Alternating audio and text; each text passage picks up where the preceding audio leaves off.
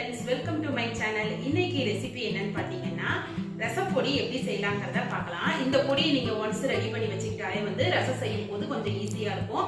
இல்லைனா பாத்தீங்கன்னா அப்பப்போ நம்ம வந்து மிளகு ஜீரகத்தை தேடிட்டு பொடி பண்ணிட்டு இருக்கிறது அவசரத்துக்கு வந்து டைம் ஆகும். இந்த மாதிரி ஈஸியா செஞ்சு வச்சிட்டீங்கன்னா நீங்க 6 மாசம் ஆனாலும் கெட்டு போகாது. எப்படி செய்யலாம்ங்கறத பார்க்கலாம். ஃபர்ஸ்ட் டைம் நம்ம சேனலை பாக்குறீங்க மறக்காம Subscribe பண்ணிக்கோங்க. இப்போ ரசப்பொடிக்கு தேவையான பொருட்கள் என்னென்னன்னு பார்த்துடலாம் வாங்க. ரசப்பொடிக்கு வந்து என்னன்னு பார்த்தீங்கன்னா 150 கிராம் வந்து நல்ல காஞ்ச மல்லி, இதை நல்லா வெயிலே ஒரு தடவை வந்து நான் காய வச்சு எடுத்து வச்சிட்டேன்.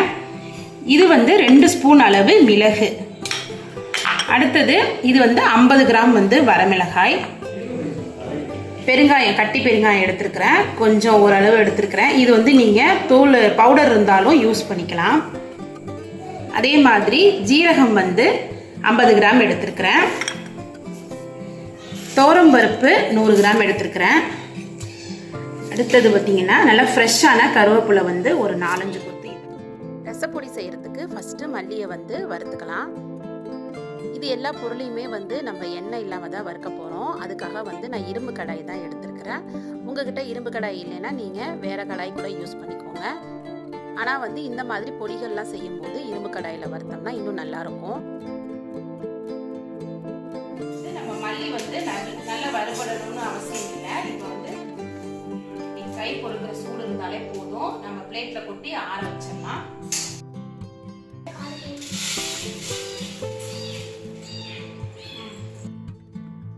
அடுத்தது துவரம்பருப்பு 100 கிராம் அளவு. இதையும் அதே கடாயில் சேர்த்துட்டு எண்ணெய் விடாமல் நல்லா பொன்னிறமாக வறுத்துக்கலாம். கொஞ்சம் நேரம் வறுபட ஆகும். அந்த வாசனை வர்ற வரைக்கும் கைவிடாமல் கலரிட்டே இருந்தோம்னா துவரம்பருப்பு வறுபட்டுரும். இதையும் அது கூட சேர்த்து ஆற வச்சிடலாம்.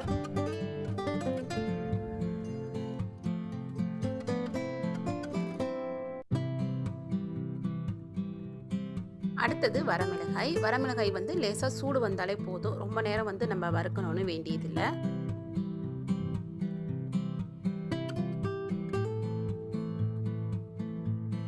வரமிளகாய் வறுக்கும் போதே வந்து கொஞ்சமாக கல் உப்பு சேர்த்துட்டு அது கூடயே சேர்த்து நல்லா வறுத்துட்டு அதே பிளேட்டில் கொட்டி ஆற வச்சுக்கோங்க.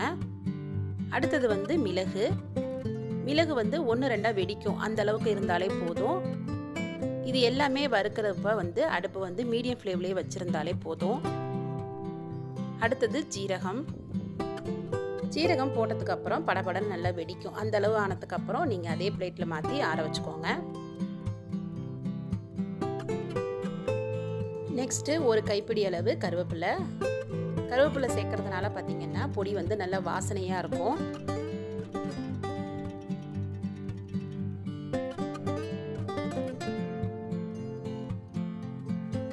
நெக்ஸ்ட்டு கட்டி பெருங்காயத்தை சின்ன சின்ன பீஸாக கட் பண்ணிவிட்டு அது கூட சேர்த்து நல்லா பொரிச்சு எடுத்துக்கிறேன். நீங்கள் தூள் சேர்க்குறதா இருந்ததா வந்து எல்லாத்தையுமே வறுத்துட்டு மிக்ஸி ஜாரில் சேர்த்து அரைக்கும் போது அது கூட வந்து பொடியை சேர்த்துக்கலாம்.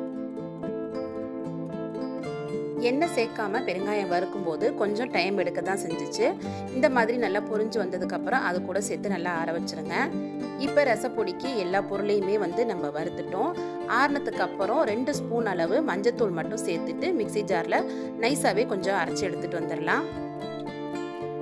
நல்லா ஆறுனதுக்கு அப்புறம் மிக்ஸி ஜாரில் சேர்த்துட்டு நல்லா நைஸாக அரைச்சி எடுத்துகிட்டு வந்துட்டேன். இந்த பொடி பார்த்திங்கன்னா நம்ம கொஞ்சம் கொஞ்சமாகவே செஞ்சு வைக்கிறதுனால மிக்ஸிலே நம்ம அரைச்சி எடுத்துக்கலாம்.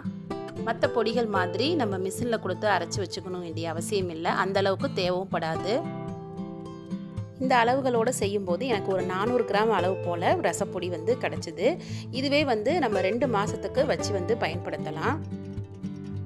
பார்க்குறதுக்கே வந்து அவ்வளோ கலர்ஃபுல்லாக நல்லா இருந்துச்சு. நான் வந்து தனித்தனியாக அரைச்சதுனால நல்லா மிக்ஸ் பண்ணி விட்டுட்டு ஒரு பாக்ஸில் போட்டு நான் ஸ்டோர் பண்ணி எடுத்து வச்சுட்டேன்.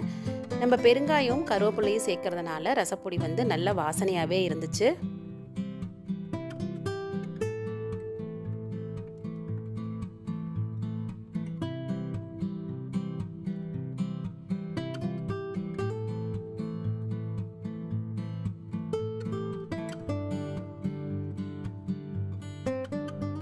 வேலைக்கு போகிறவங்க காலையில் அவசரமாக சமையல் செய்யும்போது இந்த மாதிரி பொடி வகைகளில் ரெடி பண்ணி ஸ்டோர் பண்ணி வச்சிட்டிங்கன்னா உங்களுக்கு ரொம்பவே யூஸ்ஃபுல்லாக இருக்கும்.